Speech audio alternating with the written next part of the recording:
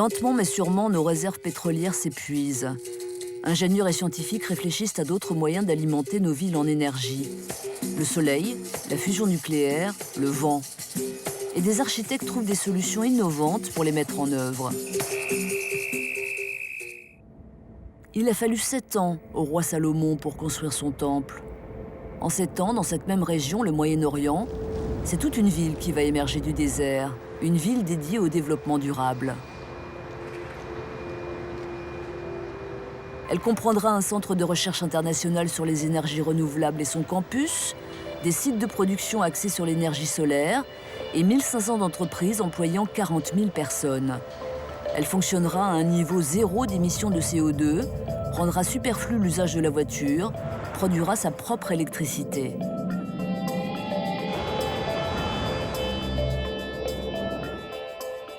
C'est là un défi immense.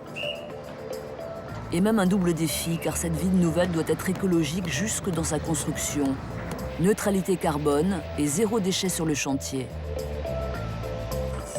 Cette cité modèle sera achevée en 2016 et s'appellera Masdar, la source en arabe.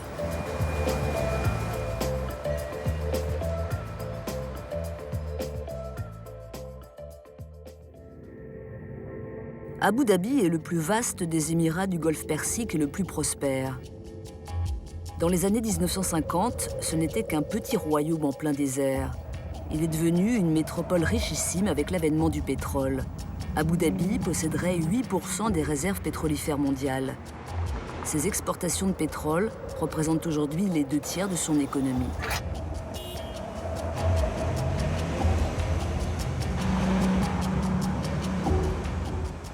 Ce pétrole qui coule à flot, on en use ici sans mesure.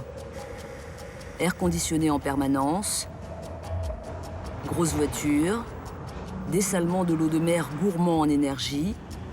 L'émirat d'Abu Dhabi est un petit pays, mais un gros pollueur. C'est à 2 pas de ce paradis du pétrole que Masdar va surgir de terre, comme une sorte de vitrine pour les technologies propres. Comment ce projet a-t-il vu le jour ? En 2006, le gouvernement d'Abu Dhabi a pris conscience que ce pays avait une mauvaise empreinte écologique, qu'il faisait partie de ceux qui émettent le plus de CO2.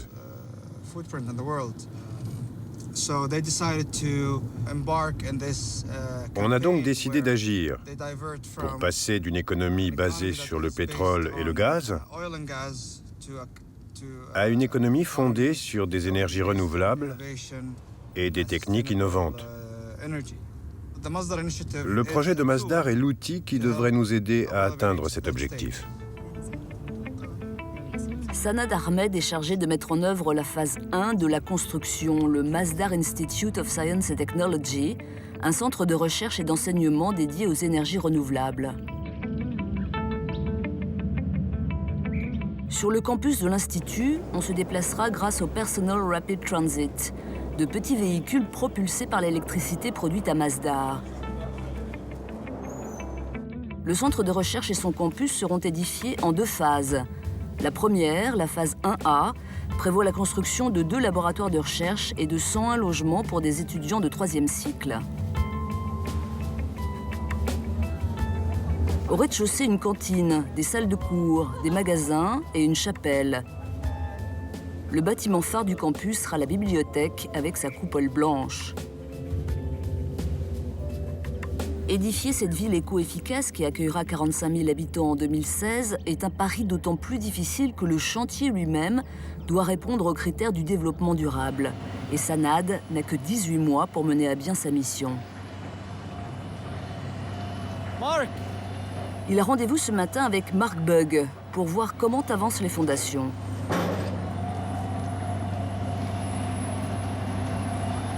Sorry, man. Okay. Comment ça se passe? Pas mal du tout. Vous en êtes où? Cette nuit, on a travaillé comme jamais. On a fait une vingtaine de pieux. Et là, on vient juste de commencer à creuser pour couler une nouvelle série de 20 pieux. Masdar sera érigé sur une ancienne palmeraie de 6 km². Bien qu'il soit situé dans le désert, ce terrain est trop proche de la mer pour que l'on puisse creuser sans risquer d'infiltration. Si bien que les bâtiments seront construits en superstructure sur une dalle à 9 mètres de hauteur. Pour assurer la portance de cette dalle, il faut d'abord couler des pieux à 20 mètres de profondeur. On fore un trou et on y glisse une armature métallique autour de laquelle on vient couler du béton.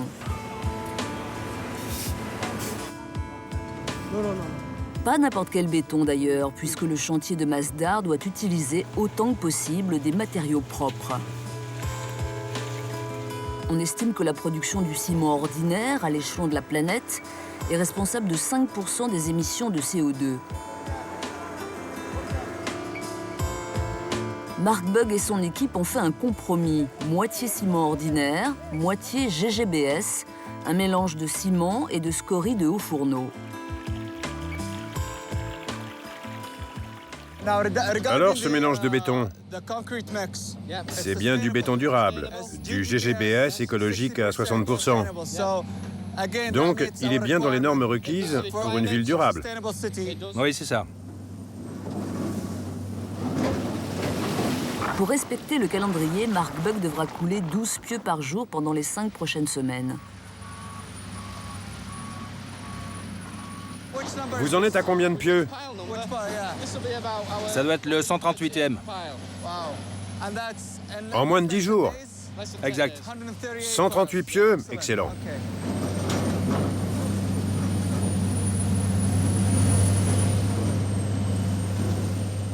Mark et Sanad doivent réaliser la phase 1 en respectant l'échéancier et le cahier des charges. C'est, si l'on veut, un galop d'essai, avant de passer à la construction de la ville tout entière.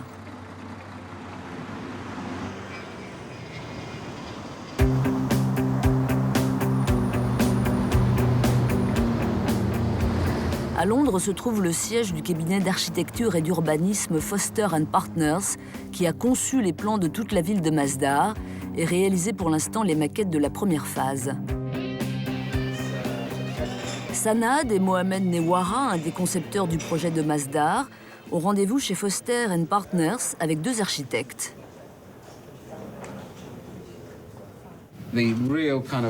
L'idée est d'essayer de créer, pour l'ensemble du campus, un point de convergence, un centre qui serait le cœur du projet. L'emplacement de ce cœur dans l'infrastructure urbaine est fondamental. Le plan directeur de Masdar est tout à fait inédit. Un ensemble urbain très concentré, construit sur une plateforme et écologiquement irréprochable.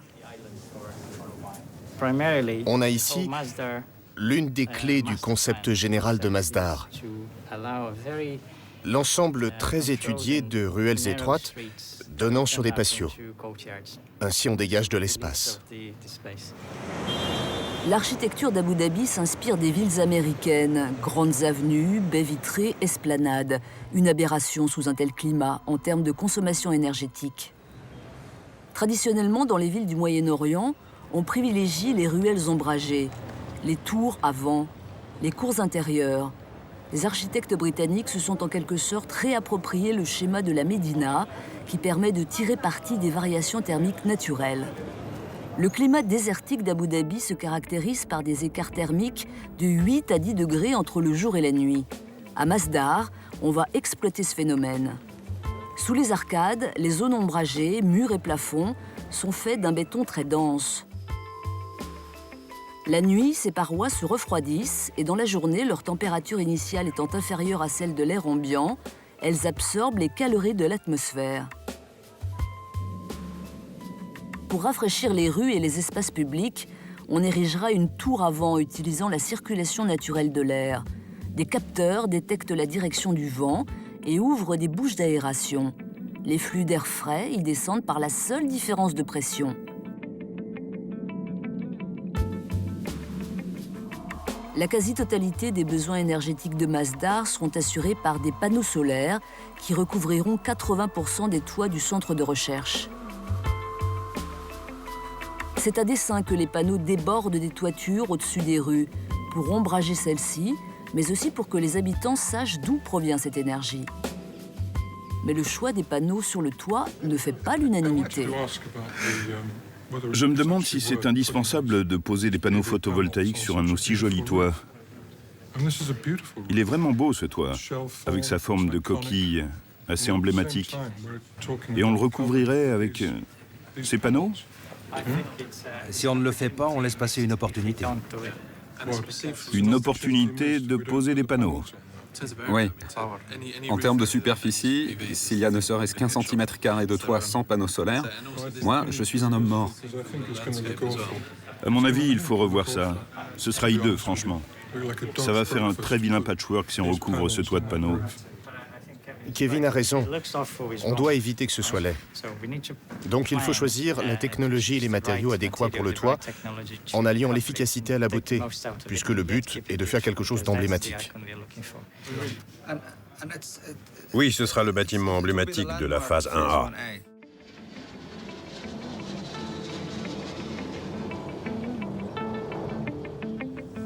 La construction durable est une idée encore neuve qui doit être explicitée aux entreprises venues travailler sur le projet de Masdar.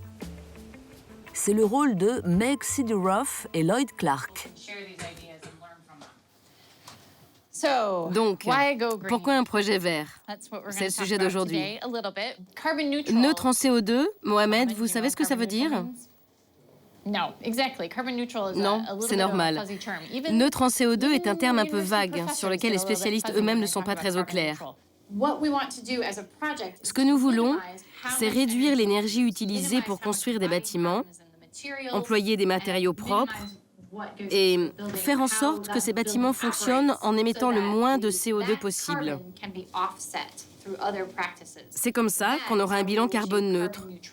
C'est ce que veut dire neutre en CO2. Zéro déchet, ça c'est clair. En fait, c'est assez simple. Il faut recycler ou réutiliser chaque fois qu'on peut. Toute la question des déchets réside là-dedans. Il y a des poubelles partout, des bennes pour les matériaux recyclables. Vous avez tous l'air un peu étonnés. C'est pour ça que je demande si tout le monde est d'accord. Vous avez des questions? Votre premier audit aura lieu fin janvier, ce qui vous laisse 6 semaines pour tout mettre en place, pour que tout soit parfait sur le chantier. Un chantier écologique, est-ce réalisable? Meg ne le saura qu'à l'issue de ce premier audit.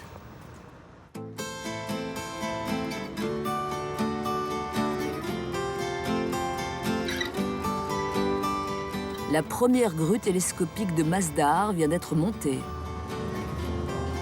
Ces grues géantes, qui font parfois 50 mètres de haut, permettent de mettre en place des éléments préfabriqués, coffrages ou colonnes. Elles servent aussi à déplacer les surplus de matériaux vers les zones de stockage ou de recyclage.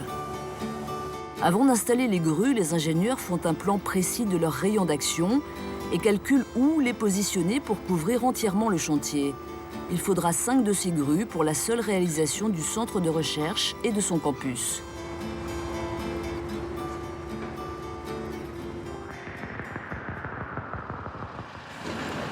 Les quelques 900 pieux servant de fondation à la dalle sont presque tous coulés. On passe maintenant à la dalle elle-même et aux colonnes. Le cahier des charges de Masdar veut que le processus de construction lui-même soit aussi écologique que possible. Meg Sideroff et Lloyd Clark montrent à leur chef, Chris Drew, ce qu'ils ont fait jusqu'à présent sur le chantier. Là, vous voyez les têtes de pieux qui ont été réparées. Et ici, les pieux qu'il va falloir réduire parce qu'ils sont légèrement trop hauts. Et là-bas aussi. Ensuite, il y a le coffrage qui se monte sur les têtes de pieux. Et que deviennent les gravats une fois ces têtes de pieux démolies? Les gravats de béton sont envoyés dans la zone de valorisation des déchets pour être réutilisés. Tout le béton est recyclé, nous ne perdons rien. Donc, dès que les têtes de pieux sont démantelées, les gravats viennent dans cette zone et sont concassés. Très bien. Très bien, mais ces énormes engins fonctionnent à l'essence. C'est là encore un facteur important d'émissions de CO2 dont on doit tenir compte.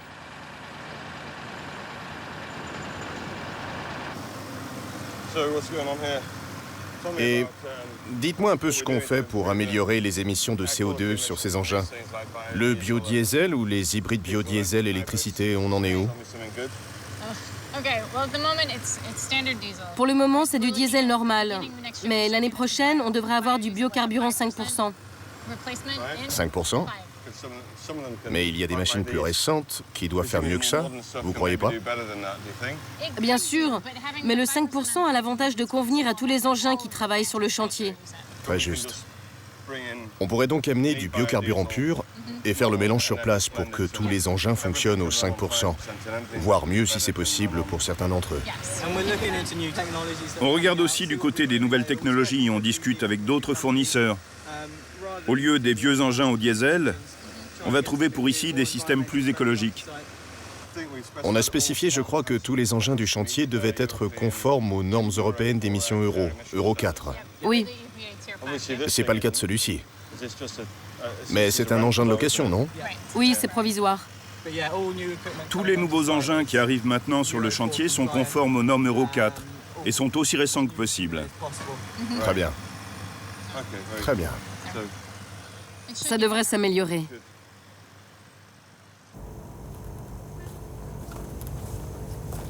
Sanad se rend lui aussi sur le site, accompagné de Marc, pour voir comment avance la construction. Les premières colonnes ont été posées sur les fondations.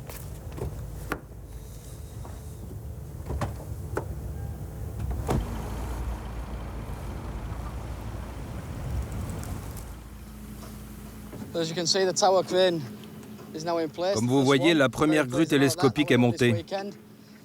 Une bonne chose de faite. Il nous reste juste à installer le courant, les câbles et le treuil. La semaine dernière, on a bien avancé. 9 ou 10 pieux, c'est très satisfaisant. On a atteint notre rythme de croisière maintenant. En effet, l'ossature du campus commence à prendre forme. La phase 1A se divise en 4 sections, ou 4 zones. Ce que vous voyez là, ce sont les premiers poteaux, avec les armatures, le coulage complètement terminé. Ils font partie de la zone 2, la zone d'habitation.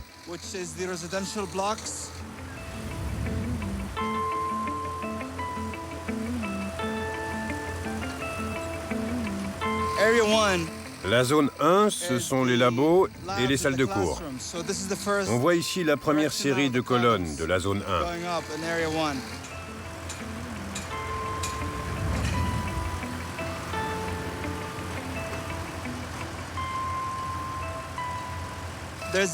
1. Au fond, il y aura la bibliothèque, la zone 3.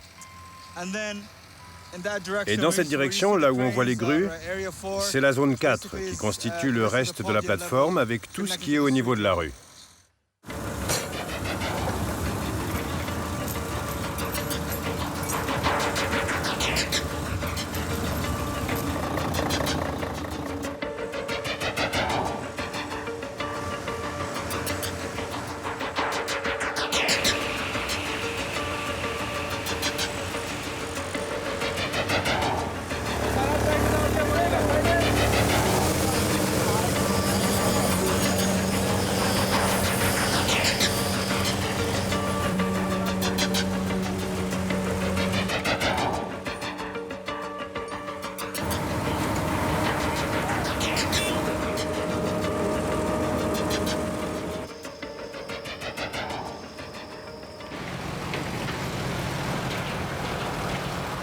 La ville de Masdar coûtera en tout 22 milliards de dollars que le gouvernement d'Abu Dhabi finance en grande partie sous la forme d'un prêt.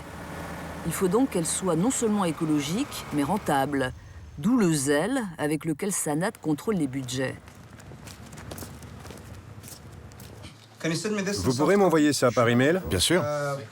Tout ça. Donc ça, c'est un devis pour le mobilier. Ça figure dans les données prévisionnelles.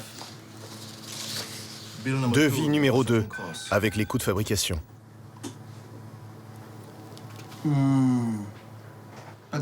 C'est un montant inacceptable. Ce sera refusé. J'aime autant vous le dire tout de suite. D'accord. Pendant que Sanad s'inquiète des dépassements de budget, sur le terrain, Mark Bug a un autre souci. Salut les gars, ça va? La sécurité. Vous avez tous vos lunettes? Plusieurs dizaines d'ouvriers sont morts accidentellement ces dernières années dans les Émirats arabes unis. C'est pourquoi Mark est aussi insistant. Bonjour. Ça va? Je voudrais te confier un petit travail. Il faudrait installer quelques marches pour monter. Des marches, un accès. Va me chercher un chef d'équipe qui parle anglais, tu veux? Pour que je puisse lui expliquer. Il vous faut de vraies marches. Sinon, en montant comme ça, vous risquez de tomber en arrière. Il faut un escalier. Tu comprends? Partout ici, d'accord?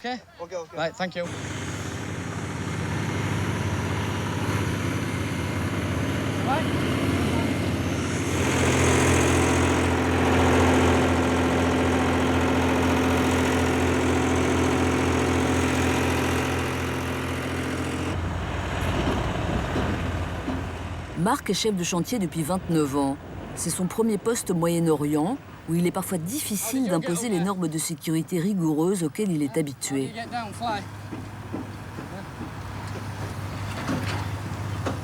Le chantier de Masdar emploie des centaines d'ouvriers, des Américains, des Indiens, des Chinois, et il importe que les consignes de sécurité soient bien comprises par tous.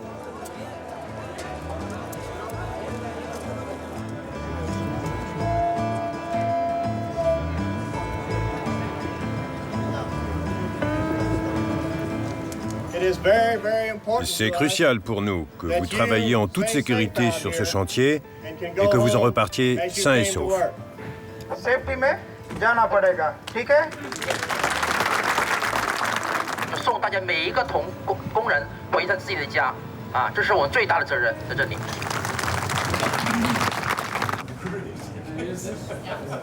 Meg Sidiraf déploie autant d'énergie pour pousser les responsables d'entreprise à diminuer l'impact environnemental du chantier.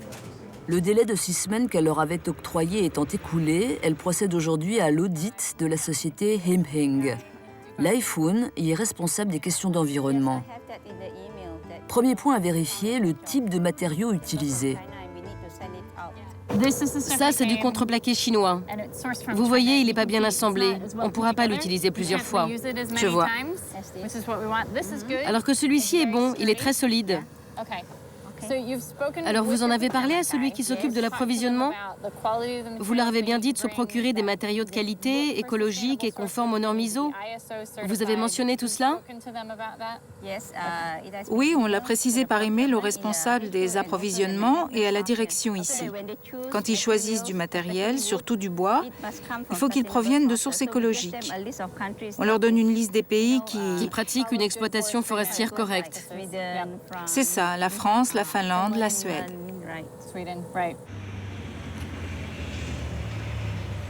Autre point important, le recyclage. Là-bas, il y a des gravats de béton. Par contre, il n'y a pas d'étiquette indiquant que c'est du béton. Et là, les bennes de recyclage. Elles viennent d'être vidées? Ah, là, il y a une étiquette. Oui, mais elle est à l'envers. Comme ça, c'est mieux. Bon, il faut entretenir la signalisation, OK?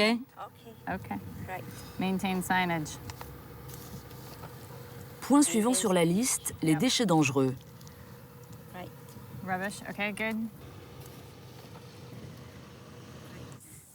Des déchets dangereux, j'ai l'impression qu'il y en a de plus en plus. Ah, il y a les fameux panneaux de particules suspects là-dedans, non? C'est vrai qu'il faut qu'on s'en occupe.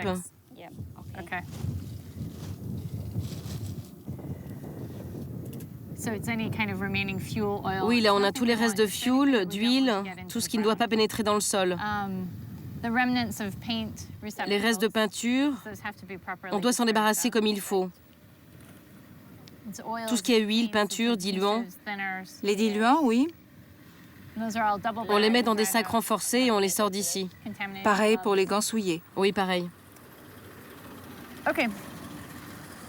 Donc, plusieurs déchets n'ont pas été stockés correctement. Pas assez correctement.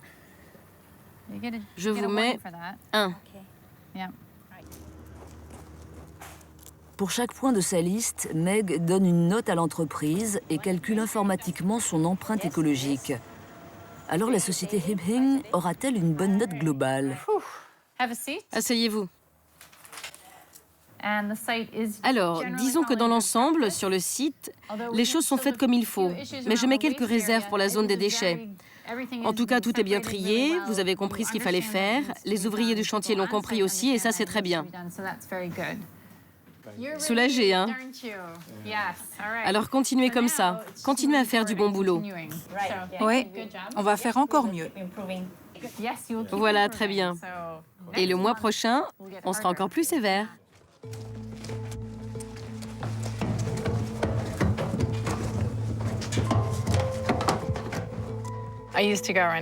Avant, je m'amusais à questionner les gens. Quels sont les 2 objectifs de Masdar? Ils répondaient « la durabilité ». Et moi, je disais non, c'est neutralité carbone et 0 déchet. Il faut réfléchir à ça et à ce qu'on fait au quotidien pour y parvenir.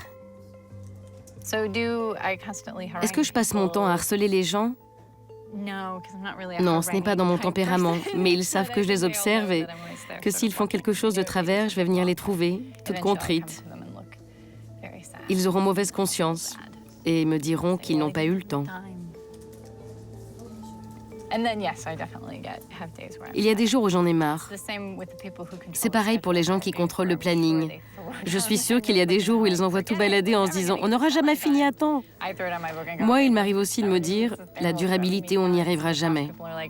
Tout le monde a ses moments de découragement. Mais si un jour ça ne va pas, le lendemain, ça s'arrange. Il faut l'espérer tout au moins.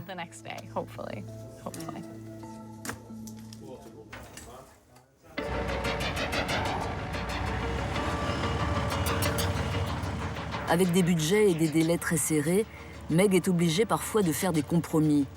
Mais les 2 points clés du cahier des charges écologiques de Masdar, bilan carbone neutre et recyclage des déchets, ont déjà été pris comme modèle pour d'autres chantiers du Moyen-Orient. Comme ici, ces coffrages sont faits à 90% d'acier recyclé.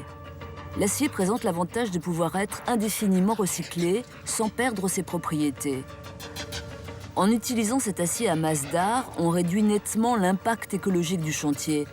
En effet, la fabrication d'une tonne d'acier recyclé engendre 80% de CO2 en moins que la fabrication d'une tonne d'acier normale à partir de minerais de fer.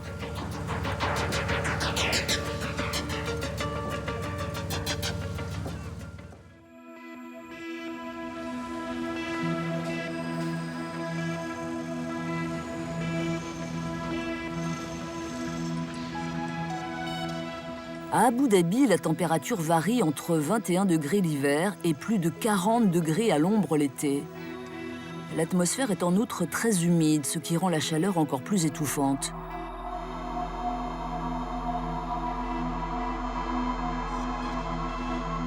En toute logique, on a envisagé de capter l'énergie solaire pour alimenter Masdar. 90% de son électricité proviendra d'une part des panneaux photovoltaïques installés sur les toits, d'autre part d'une grande centrale solaire d'une capacité de 10 MW. Mais paradoxalement, les panneaux solaires s'accommodent mal de ce climat désertique. Leur efficacité est réduite par le sable et la poussière qui s'y déposent, et une température excessive peut altérer les performances de certains modules.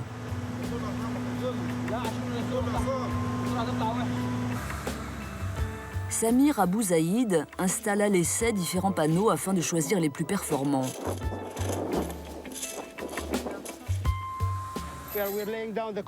On est en train de poser les supports en béton pour les panneaux et la semaine prochaine, on installera les structures et les panneaux. Que Dieu vous donne du courage. Faut les aligner? Oui, on les met en ligne. On est de niveau ou pas? Ouais, parfaitement. Vous continuez avec le reste des panneaux en alignant comme ça. S'il m'en reste, je les pose au bout de cette rangée? Exactement, mais en gardant la même distance. Ce matin, on s'est dit qu'il valait mieux les laisser ici puisqu'on en aura besoin après.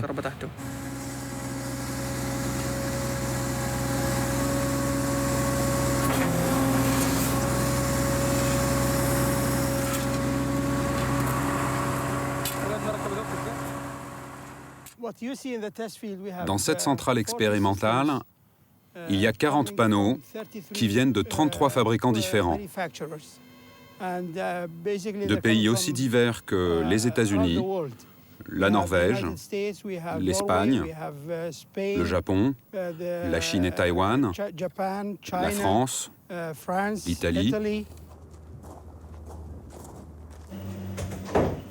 L'énergie produite pendant ces tests sera réinjectée dans le réseau électrique local. Mais la manœuvre est un peu compliquée. Le générateur du système installé à l'extérieur est en courant continu. On ne peut pas le faire passer directement sur le réseau qui est, lui, en courant alternatif. Alors chaque panneau est relié à un onduleur qui convertit en courant alternatif le courant continu généré par le soleil avant de l'envoyer au réseau local. Ici, vous voyez des wattmètres qui indiquent combien de watts fournit en ce moment chaque panneau. Vous remarquez que les chiffres sont variables. Certains sont élevés, d'autres bas. Normalement, ils devraient tous indiquer 1000 watts. Mais comme il est 3 heures de l'après-midi et que le soleil ne donne plus directement sur les panneaux, ils produisent moins d'énergie.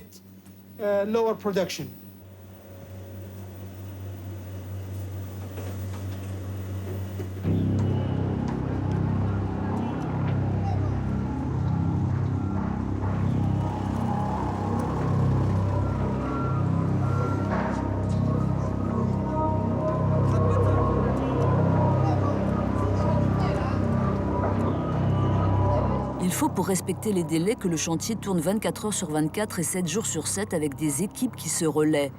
Mais vient le moment où il faut concilier contraintes matérielles et traditions religieuses.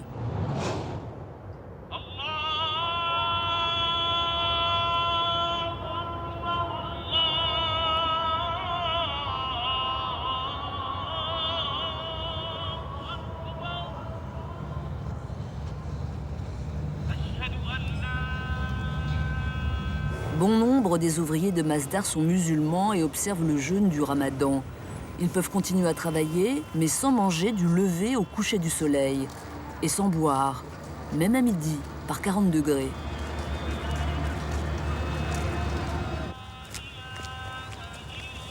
Sanad observe le jeûne, lui aussi. Pourtant, il est là dès 8 heures et travaille 10 heures par jour tant la pression est forte. Il s'est engagé à ce que le campus soit prêt dans les temps pour accueillir les étudiants.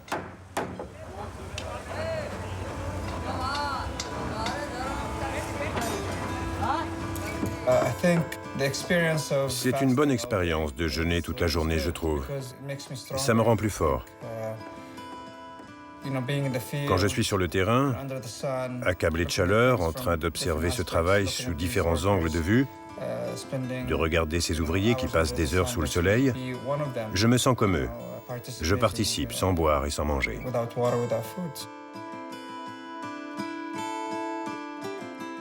Le Ramadan a débuté il y a une semaine et il se trouve que Sanad doit faire un rapport à son chef Mohamed Newara. Vous pouvez me dire où en est la construction? Jusqu'à hier, nous avons coulé 27 pieux et monté 9 colonnes. La dalle sera prête en novembre. Actuellement, nous avons 315 ouvriers sur le chantier. Équipe de jour et équipe de nuit. Ils travaillent 24 heures sur 24. Il va vous falloir au moins 700 ou 800 ouvriers pour y arriver. Je suis tout à fait d'accord avec vous. Fin octobre, nous aurons 500 étudiants, 500 ouvriers. Il vous en faut 800, sinon vous n'y arriverez pas. Vous n'avez fait que 9 colonnes pour l'instant. C'est peu. C'est vrai, c'est très peu. Mais le travail du coffrage marche très bien. Ils le font en général la nuit, et le matin, quand l'autre équipe arrive, ils coulent le béton. Donc le coffrage avance bien. Je pense que ça ira quand on aura plus de main-d'œuvre. Quel impact a eu le Ramadan sur l'avancée des travaux? Vous savez qu'il y a des ouvriers musulmans sur le chantier. Le rendement a baissé parce qu'ils jeûnent, ils ont soif. J'ai demandé au chef d'équipe qu'on aménage des zones où les ouvriers musulmans puissent se reposer.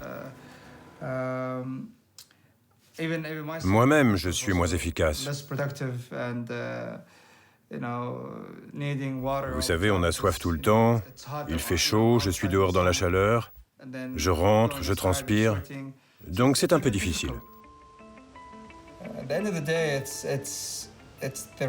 À la fin de la journée, il y a le résultat, le couronnement de l'effort qu'on a accompli en travaillant 12 heures par jour, en y mettant tout son cœur, tout son esprit, sa famille, sa vie sociale, et tout ça pour être dans les temps.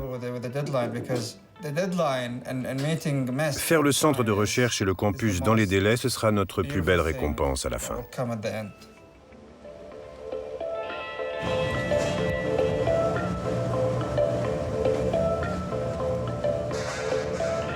En 8 mois, les 922 pions ont été coulés et les colonnes érigées par-dessus. Les ouvriers vont pouvoir construire la dalle qui va accueillir le campus.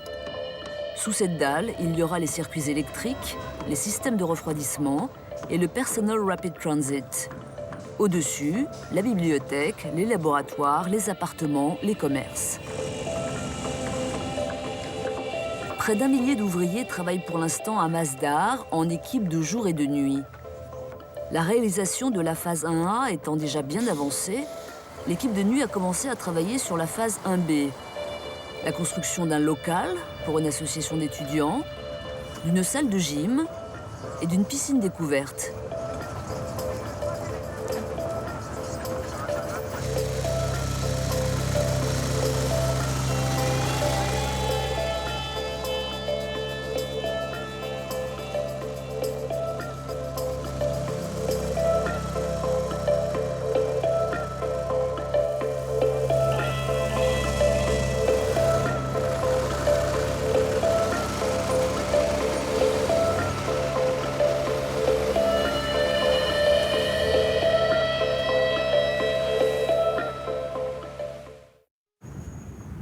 À l'issue des tests, Samir a finalement choisi des panneaux provenant de Chine et d'Allemagne pour équiper sa centrale photovoltaïque. Il en expose les plans aux ingénieurs. La centrale sera installée dans le coin nord-ouest du site. Elle s'étendra sur 200 000 m² qui ont déjà été délimités. On commencera à clôturer le terrain et à faire un plan d'installation des panneaux le mois prochain. La pose des panneaux s'achèvera en janvier. Aujourd'hui, Samir va visiter le site avec Khaled, le maître d'œuvre de la centrale. Le drapeau rouge, c'est... Les drapeaux rouges, ce sont les limites du terrain. C'est vraiment immense. Ce sera la plus grande de la région. Je vois à peine les autres bornes là et là-bas. Personne n'a jamais créé une aussi grande centrale photovoltaïque.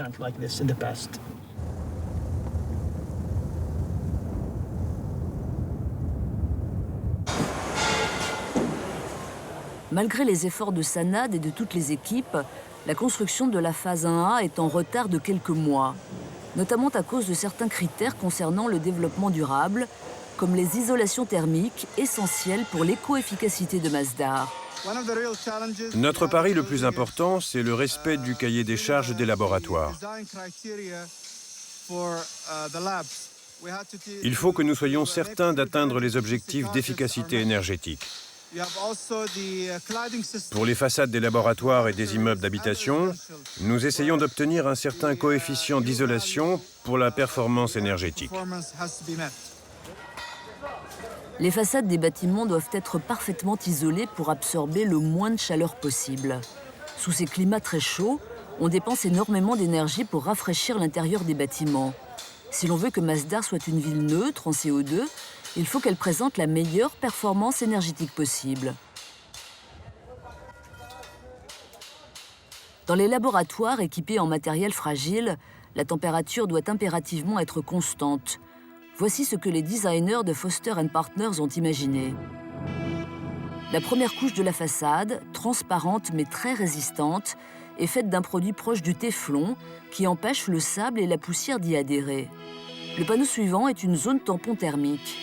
La troisième couche est une feuille de papier d'aluminium qui réverbère la chaleur tout en reflétant la lumière du jour dans les ruelles. Enfin vient un panneau hermétique parfaitement isolant.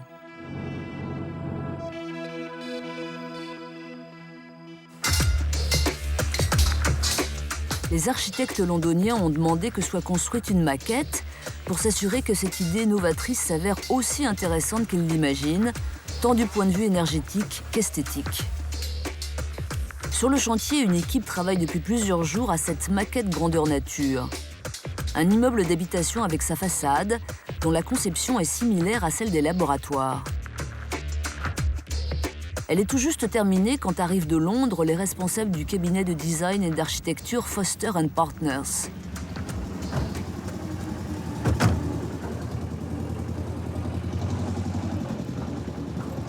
Gérard Evenden, chef de projet. David Nelson, directeur général. Et Ross Palmer, architecte. Sanad est là pour les accueillir et discuter avec eux de ce modèle qui préfigure avec quelques mois d'avance ce que sera le campus de Masdar. Je suis très content de mon choix. Cet aspect cuivré. Regardez la texture, c'est incroyable. La paroi haute performance, c'est la troisième couche. Celle qui est à l'intérieur. Cette couche-ci empêche simplement la paroi cuivrée de recevoir directement la lumière du soleil. Les murs des immeubles d'habitation sont aussi esthétiques que fonctionnels. Leur façade se compose, là encore, de 4 couches. La première, un mélange de sable du désert et de béton armé de fibres de verre, protège les couches inférieures des rayons solaires directs. La seconde est une zone tampon thermique qui réduit la chaleur rayonnée. La troisième est la paroi haute performance. En aluminium couleur cuivre à 90% recyclé, elle dévie la chaleur et assure l'étanchéité à l'air de la façade. Enfin, la quatrième couche est un isolant de 25 cm d'épaisseur. En tout cas, on va prendre cette couleur. Elle est bien, cette couleur, non? Celle qui est légèrement plus foncée? Oui, c'est la mieux. Ah, c'est la plus belle couleur. C'est Trevor Lambton qui doit réaliser les panneaux composant les façades des bâtiments d'habitation. D'ici 3 mois, il devra fournir les 101 panneaux nécessaires pour tout le bâtiment. Vous aurez le temps? C'est un peu serré comme délai. Je suis le seul à être dans les temps ici. C'est vrai. On pourrait peut-être préparer un panneau, on le regarde ensemble, on donne le feu vert et puis on passe à la production. Ouais, parfait. Et ça, c'est la largeur réelle de la rue? Oui, on a fait en sorte que ce soit fidèle à la réalité. C'est la rue la plus étroite. Les rues ne feront que 4,50 m de large, de façon à être peu exposées au soleil ou à l'extrême chaleur, comme dans les villes traditionnelles. L'orientation du centre de recherche, sud-est-nord-ouest, lui assure de l'ombre presque toute la journée. L'autre jour, je travaillais là-bas et je transpirais à grosses gouttes. Et arrivé ici, ça allait mieux, c'est ça? Oui, j'étais carrément gelé. C'est incroyable.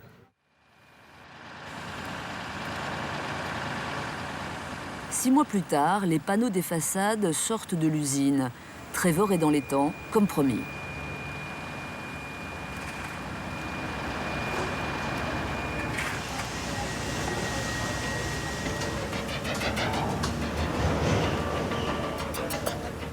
Hep! Le harnais, là! Mark Bugg, le chef de chantier, supervise la pose des panneaux des appartements du campus. Ils pèsent près de 2 tonnes chacun.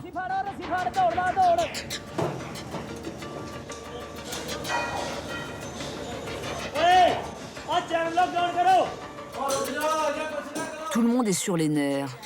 Il suffirait d'une fausse manœuvre pour abîmer les plaques de métal colorées situées derrière chaque panneau, qui sont des pièces maîtresses pour la performance énergétique.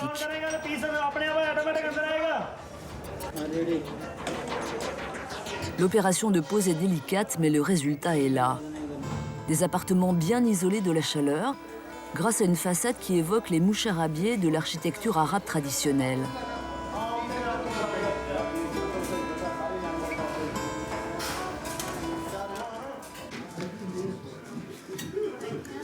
De son côté, Meg poursuit sa course à la neutralité carbone. Elle passe en revue tous les matériaux utilisés sur le chantier, composition, provenance et moyens de transport par lequel ils sont arrivés à Abu Dhabi. Ça, c'est juillet. Alors, voyons les matériaux. En juillet, on a fait le point sur les foreuses et les coffrages. Sur le chantier, on a utilisé que du béton et des armatures en fer. Elle examine aussi les déplacements de tous les employés de Masdar et l'élimination des déchets. Alors, les voyages d'affaires, on a tous les détails pour juillet. Il y a eu quelques réunions à Londres et il a fallu aller en Chine aussi.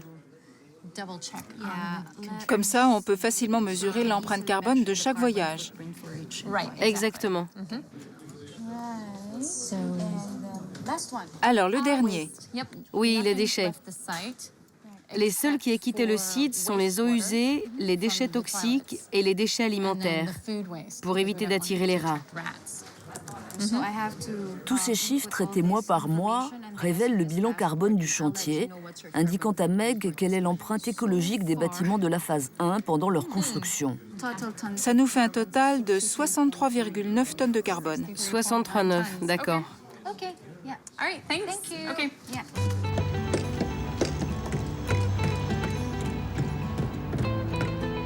Dans ces tableaux, Meg fera figurer bien sûr la mesure compensatoire mise en place par Samir, la réinjection dans le réseau local de l'électricité produite.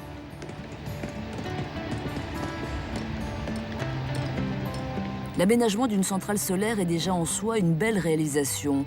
Mais en outre, Samir aura formé une équipe locale capable à l'avenir d'installer d'autres centrales dans les Émirats.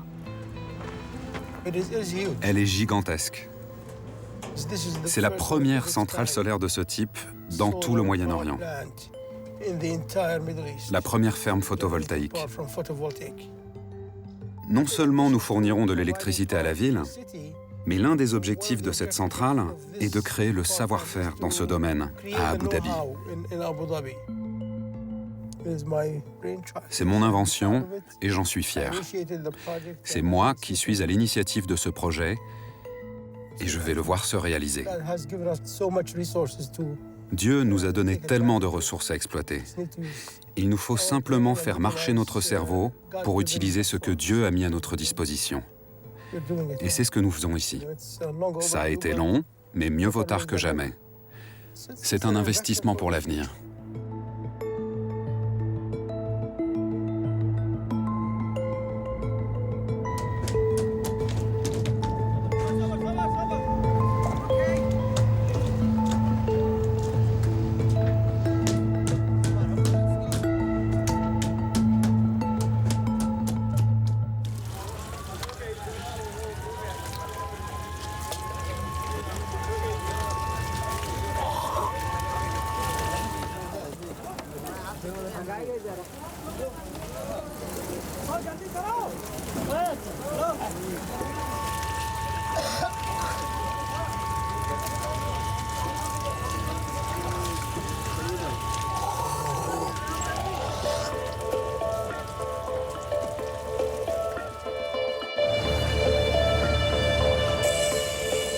Il y a toujours des retards, des impondérables, mais le chantier continue d'avancer jour après jour, porté par cette équipe motivée qui veut croire en un avenir durable.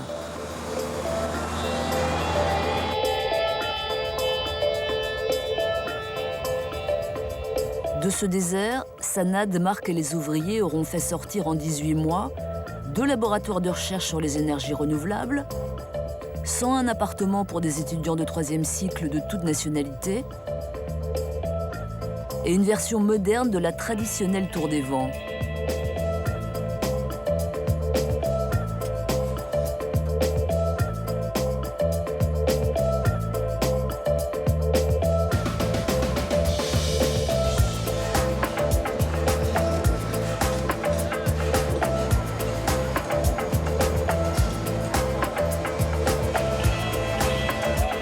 Ils en sont à présent à monter le toit de la bibliothèque.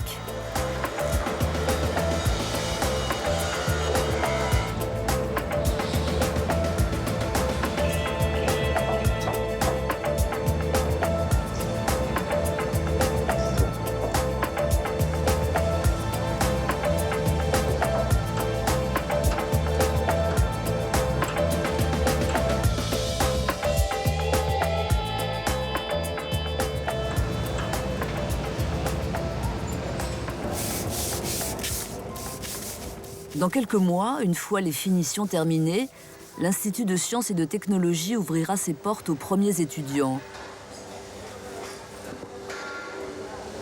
Il est trop tôt pour savoir si le projet de Masdar aura un impact sur l'empreinte écologique globale d'Abu Dhabi. Mais Sanad Ahmed est convaincu que les compétences acquises et les leçons apprises durant la première phase de la construction changeront forcément les choses.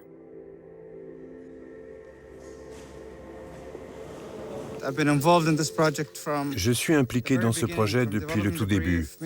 J'ai participé au choix des architectes, des consultants, des entreprises et des sous-traitants. J'ai fait face à toutes les difficultés, applaudi à tous les succès. J'étais là pour chaque ratage, chaque triomphe, chaque événement marquant. C'est le projet de ma vie. Je veux léguer cette réalisation à mes enfants. J'ai 2 enfants et je tiens absolument à ce qu'ils sachent que j'y ai participé. Chaque fois que je passerai devant Masdar, je leur montrerai ce que nous avons fait. C'est l'avenir que nous construisons ici. Et cette réalisation encouragera certainement les futurs décideurs politiques à exporter ce projet dans le monde entier. Il s'agit de construire non seulement des bâtiments durables, mais un monde durable.